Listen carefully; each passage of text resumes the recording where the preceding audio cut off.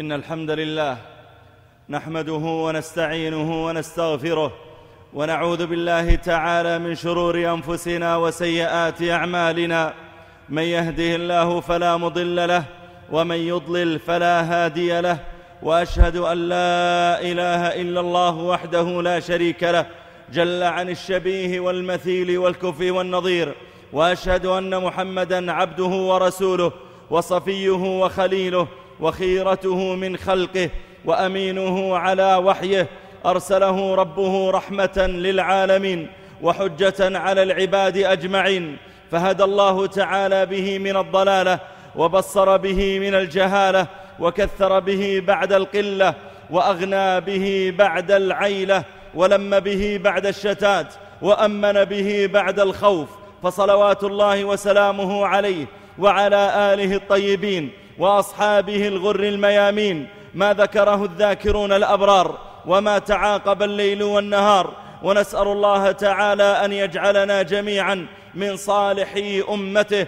وأن يحشرنا يوم القيامة في زمرته. أما بعد أيها الإخوة الكرام، قضى الله تعالى وقدر أن تكون الأزمان الفاضلة تتنوع وتنقسم خلال العام. فلقد كنا قبل أيام نتكلم عن استقبال شهر رمضان المبارك، فكان كما وصف الله تعالى حاله لما قال جل في علاه: كتب عليكم الصيام كما كتب على الذين من قبلكم لعلكم تتقون، أياما معدودات.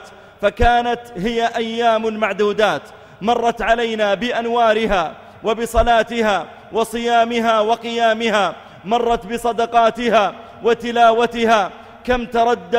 كم ترددت الأصوات في الحناجر، وكم سكبت الدموع من المحاجر.